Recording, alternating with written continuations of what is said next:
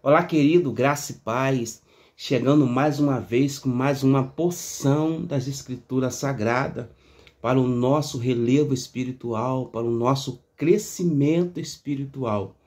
Cada dia, cada momento que pegamos nas Escrituras Sagradas, lemos um texto, aprendemos e isso fica marcado dentro de nós. E isso faz com que a gente venha crescer cada vez mais na presença de Deus. A porção das Escrituras Sagradas hoje está no livro histórico, livro de Neemias, capítulo 1. Eu quero ler do versículo 1 ao versículo 7 e depois vou extrair alguma coisa daqui. E com certeza, por mais uma vez, o Senhor falará conosco. Está escrito assim a palavra do Senhor. Neemias, capítulo 1, versículo de número 1, diz assim: As palavras de Neemias, filho de Acalias, e sucedeu no mês de Quisleu, no ano 20º, estando eu em Suzã, a fortaleza, que veio Anani, um de meus irmãos, e ele alguns de Judá, e perguntei-lhe pelos judeus que escapara e que restara do cativeiro acerca de Jerusalém. E disseram-me os restantes que ficaram no cativeiro, lá na província, estão em grande miséria, desprezo, e os muros de Jerusalém fendidos, e as suas portas queimadas a fogo. E sucedeu que, ouvindo eu essas palavras, assentei-me, chorei, lamentei por alguns dias, estive jejuando e orando perante o Deus dos céus. E disse: Senhor Deus dos céus, Deus grande e temido, que guarda a aliança e a benignidade para com aqueles que o amam e guarda os seus mandamentos. Esteja, pois, atento os teus ouvidos e os teus olhos abertos para ouvires a oração do teu servo, que hoje faço perante ti, noite, e pelos filhos de Israel, teus servos, e faço confissão pelos pecados dos filhos de Israel, que temos cometido contra ti também. Eu e a casa do meu pai temos pecado, e de todos nos corrompemos contra ti, não guardamos os mandamentos, e nem o estatuto, e nem o juízo que ordenaste a Moisés, teu servo. Querido, essa palavra é de suma importância, essa palavra ela é rica, essa palavra ela enriquece a nossa vida espiritual. Perceba que Neemias, ele está agora em Suzã, capital do Império da Pérsia e da Mídia. Lembrando que Israel, Judá, melhor dizendo, Judá, foi levado para o cativeiro babilônico. E lá eles ficaram 70 anos no cativeiro. E após 70 anos, Deus permite o seu povo regressar, voltar para a sua terra natal. E quando o povo volta para a sua terra natal, alguns não voltaram. Alguns ficaram lá até porque adquiriram família lá na Babilônia. Alguns exerciam alguns cargos importantes e resolveram ficar por lá mesmo. Mas a maioria voltaram para Judá e encontra a cidade destruída, os muros queimados a fogo. Então, Neemias, ele era copeiro do rei Artaxerxes, o rei da Mídia e da Pérsia. Quando Neemias está exercendo a sua função como copeiro, Neemias era aquele que provava o vinho do rei. Antes do rei tomar posse do copo, Neemias era aquele que pegava e provava o vinho. Ou seja, se tivesse qualquer problema, qualquer veneno, ele era o primeiro a morrer. Então Neemias tinha uma posição importante diante do rei da Pérsia. E quando Neemias recebe notícia, olha só o que está acontecendo. No capítulo 1, versículo 1, está escrito as palavras de Neemias, filho de Acalias. Aqui fala que ele era filho, porque para você falar para um judeu, pregar para um judeu, E se você não falar sobre a genealogia, não existe pregação. Então, a palavra de Neemias, filho de Acalias, e sucedeu no mês de Quisleu, né, no ano 20º, estando eu em Suzã, na fortaleza. Então, Neemias está exercendo a função, né, como copeiro do rei, em Suzã, que era a capital do reino da Mídia e da Pérsia. O versículo de número 2. Que veio Anani, um de meus irmãos, ele e alguns dos judeus, e perguntei-lhe pelos judeus que escaparam, que restaram do cativeiro acerca de Jerusalém. Então, no versículo 2, já começa a informar para nós que Neemias recebe um dos seus irmãos, né, dos seus descendentes. Quando a Bíblia fala de irmão, não significa que é irmão biológico. Às vezes pode ser descendente, né? Está chamando de um dos meus irmãos por conta da fé, por conta que era judeu também. E aí diz que, a palavra diz que Neemias pergunta, recebe Anania, um dos seus irmãos, e Neemias pergunta para Anani, como está Jerusalém, como está a situação de Jerusalém. E Anani começa a relatar para Neemias a situação da cidade. Aí o versículo 13 diz assim: disseram-me os restantes que ficaram do cativeiro lá na província, está em grande miséria, desprezo, os muros de Jerusalém fendido e as suas portas queimadas a fogo. Então, no versículo 3 já começa a esclarecer melhor. Anani diz assim: está em ruína, Jerusalém está deserta, as cidades estão sem muro, e de quebra os muros estão todos queimados, estão em miséria, não tem nada em Jerusalém. Que situação, né? A grande Jerusalém, a cidade do rei Davi, as cidades antigas como Jerusalém, como Jericó, antigamente eles eram cercados por duas muralhas muito grandes. Tinha uma muralha que era interna e tinha uma muralha externa, ou seja, duas muralhas. Um muro ficava por dentro e o outro ficava cobrindo aquele por fora. E ali, duas muralhas. Por isso que lá em Josué diz que Raabe, né, os muros da cidade eram tão grandes que chegavam algumas pessoas morar em cima da muralha, em cima dos muros. Então Raabe morava em cima dos muros. Então aqui, Neemias recebe informação que Jerusalém está, os muros derrubados, a cidade está em ruína, está em calamidade. Isso compadece o coração de Neemias. O versículo 4, Neemias diz assim: sucedeu que, ouvindo eu essas palavras, assentei-me, chorei, lamentei por alguns dias, estive jejuando perante o Deus do céu. Olha só, isso aqui tem, vamos por etapa aqui, que só nesse versículo aqui 4 tem muito ensinamento aqui. Aqui nesse versículo 4 aqui você tem mensagem para você extrair aqui para 1 hora de pregação, só no versículo 4. Ele diz assim: sucedeu que, ouvindo eu essas palavras, assentei-me. O choque veio. Lembra quando você recebe a notícia, primeira mão, que aquilo entra no seu cérebro, vem para o coração, que você fica ali sem ação, né? Quando você recebe uma notícia de uma perda de um ente querido, que você senta, uma notícia muito ruim. Então Neemias recebe essa notícia, ele assentou, né? Assentou, ficou sem ação. Ou seja, o que eu vou fazer agora? O que eu posso fazer para ajudar os meus irmãos e para resolver esse problema aqui de Judá? Porque era descendente dele, era a cidade dele, era a cidade do grande rei Davi. A Jerusalém, Judá, está destruído. E agora, a Bíblia diz que Neemias sentou, ficou ali sem ação naquele instante. Segundo lugar, depois de assentar, ele chorou e lamentou por alguns dias. A Bíblia diz no Salmo 30, versículo 5, o choro pode durar uma noite, mas pela manhã vem a alegria. Em Mateus capítulo 4, versículo 4, diz: bem-aventurado aqueles que choram, porque serão consolados. Então Neemias, ele senta, ele chora, ele se lamenta por alguns dias.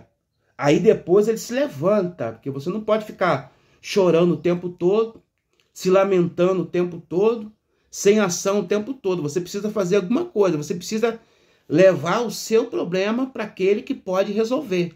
Porque não vai adiantar você ficar desesperado, chorando o tempo todo. A notícia vem, pega você despercebido, você fica ali triste, ele senta, ele chora, lamenta, aí depois ele vai levar o problema para Deus, aí ele vai dizer, aí ele estive jejuando e orando perante o Deus do céu. Então, o jejum e a oração são duas ferramentas eficazes, são duas ferramentas eficazes, duas ferramentas de suma importância para nós, no mundo espiritual.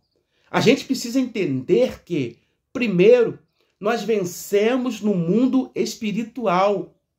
Nós vencemos quando nós levamos os nossos problemas para Deus. Quando nós apresentamos os nossos problemas a Deus. Aí ele vem e resolve o nosso problema. Neemias, ele esteve orando e jejuando. A oração, ela nos enche da presença de Deus. Mas o jejum, ele a quebranta dentro de nós. Em Mateus, no Evangelho de Jesus, segundo escreveu o evangelista Mateus, e Lucas também, segundo escreveu o evangelista Lucas, ambos no capítulo 4 de Mateus e capítulo 4 de Lucas, é um paralelo, diz que Jesus foi levado, foi conduzido pelo Espírito ao deserto para ser tentado pelo diabo durante 40 dias. Esteve em jejum, não comeu nada. Então, a oração e o jejum são ferramenta essencial, são ferramenta de suma importância para a nossa guerra espiritual. 3 ferramentas eu quero deixar aqui. 3 ferramentas que são de suma importância para o nosso relevo espiritual. A oração, o jejum, a leitura da Bíblia. Ferramenta que você não pode dispensar. Hoje nós temos vários veículos de comunicação. Nós temos rede social. Hoje você se comunica com pessoas do outro lado do mundo. Você está aqui, pessoas estão lá na China, no Japão, nos Estados Unidos, na Europa. Você consegue se comunicar. Mas o veículo de comunicação com o nosso Deus ainda continua sendo o mesmo, a oração. Deus tem várias maneiras de falar conosco. Deus fala conosco através da palavra, através de louvores, através da natureza, até mesmo através de um pássaro. Mas nós só temos uma maneira de falar com Deus. Oração, diálogo do dia que precisamos falar com Deus. Então, Neemias, ele esteve orando, jejuando. Aí ele começa a confessar os teus pecados. Porque quando você vai a Deus, quando você abre o teu coração, quando você fala com Deus, você começa a confessar, arrancar de dentro de você aquilo que te machuca, aquilo que está te prendendo, aquilo que está até mesmo impedindo o seu crescimento espiritual. Tem pessoas que têm dificuldade de perdoar, tem dificuldade de liberar perdão, não libera o perdão em hipótese nenhuma. Aí a pessoa fica doente. Tem pessoas que têm complexo de inferioridade, ele olha para a pessoa e se sente menor do que a outra pessoa. Tem pessoas que têm todas essas coisas. Então precisa de Deus. Precisa confessar. Então no versículo 5, disse: Ah, Senhor Deus dos céus, Deus grande, temido, que guarda a aliança e a benignidade para com aqueles que o amam e guarda o seu mandamento. Então Neemias começa a confessar o teu pecado, confessar o pecado da nação de Judá e começa a levar. Quando Neemias ele leva o problema para Deus, ele fala: Senhor, Jerusalém está em ruína. Senhor, a cidade está queimada, os muros estão destruídos, não tem templo para adorar. Neemias se sentiu sensibilizado pela obra de Deus. Isso é muito importante porque ele estava bem. Ele está no palácio, servindo o rei como copeiro, tinha uma posição muito boa perante o rei, perante a sociedade, uma condições financeiras estava bem, ele poderia ser, olha, vou ficar tranquilo, porque não está acontecendo comigo, eu estou bem, a minha família está bem, mas não. Servo de Deus, verdadeiro cristão, verdadeiro missionário na obra, ele se compadece dos problemas dos outros. Então Neemias leva para Deus. E quando Neemias leva para Deus, ele vê a solução. Versículo 6, ele diz, estejais, pois, atento, ele falando para Deus, hein? Estejai, pois, atento os teus ouvidos e os teus olhos abertos, para ouvir a oração do teu servo, que hoje faço perante ti, e noite, pelos filhos de teus servos, e faço confissão pelo pecado dos filhos de Israel, que temos cometido contra ti, também eu e a casa do meu pai. Então Neemias, ele entende que Judá havia pecado. Deus havia levantado o profeta, Deus havia despertado, Deus havia falado para eles que o cativeiro viria, mas eles não deram ouvido à palavra de Deus, não deram ouvido à palavra dos profetas, fecharam os olhos. Então, se existe uma maneira de Deus disciplinar o teu povo, é fazer com que ele passe por alguns obstáculos, algumas provas, vem um cativeiro. Às vezes nós passamos por algumas dificuldades, é Deus provando. Não é porque Deus é ruim, não é porque Deus abandonou nenhum de nós, não, é porque Deus quer que a gente chegue mais próximo dele, que a gente tenha uma atitude como a de Neemias. Quando Neemias recebe a notícia, Neemias tem uma atitude. Neemias senta, se lamenta por alguns dias, chora. Depois ele vai levar para Deus, ele vai orar, ele vai jejuar, ele vai consagrar, ele vai entrar na presença de Deus. Entrando na presença de Deus, Deus mostra para ele. Deus dá sabedoria para ele. E ele confessa o teu pecado. Ele diz, Senhor, nós pecamos. Interessante, ele fala, nós pecamos. O teu povo pecou. O teu povo abandonou os ensinamentos de Moisés, o ensinamento da palavra. Precisamos voltar. E ele ora, se prepara, leva para o mundo espiritual, para depois ele entrar na presença do rei. Quando ele chega perante o rei, ele vai servir o vinho do rei.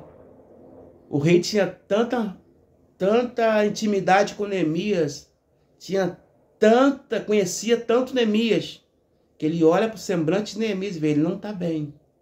Alguma coisa está acontecendo com ele. Alguma coisa fora do normal está acontecendo. Isso é intimidade, né? Conhecer as pessoas. E o rei pergunta para ele, o que está acontecendo? E ele diz, como eu posso estar bem? Eu estou aqui no palácio. Estou bem, minha família está bem. Estou servindo o rei. Mas a minha cidade, o meu povo, aleluia, está em ruína. E o rei pergunta, o que posso fazer? E ele pede autorização ao rei para ir a Jerusalém. E o rei autoriza Neemias, dá uma carta de autorização a Neemias, prepara todo o amparato para Neemias poder ir. Na toda a liberdade, Neemias vai a Jerusalém para edificar o muro, para levantar o muro, para levantar a cidade. Querido, você é o Neemias, o grande construtor de vidas, construtor de relacionamentos. Você pode ajudar pessoas. Deus te levantou como Neemias. Neemias, ele viu a oportunidade de fazer alguma coisa. O que nós não podemos deixar, querido, é ver a situação e fazer vista grossa. Não estou vendo. Quantas pessoas estão necessitadas? Quantas pessoas estão precisando de uma palavra, de uma oração, de uma visita, de um telefonema? Às vezes, existem pessoas que se levantam com um simples bom dia, tudo bem, boa tarde, a paz do Senhor, pessoas vão se levantar. Simplesmente com você falar assim, tudo bem, você parar e ouvir pelo menos alguns minutos a situação daquela pessoa. Então você é um Neemias. Receba essa palavra, Neemias. Você que vai assistir esse vídeo em todas as plataformas digitais, seja edificado com essa palavra. Seja edificado, seja o Neemias.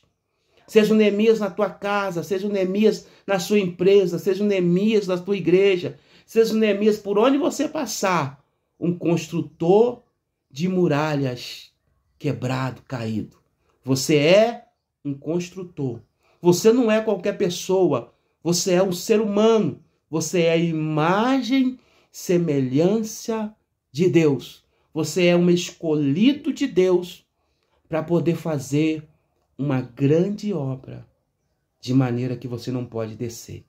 Que Deus em Cristo aplique esta palavra, esta porção das Escrituras Sagradas, venha entrar no teu coração e mudar toda a sua história, em nome do eterno Senhor.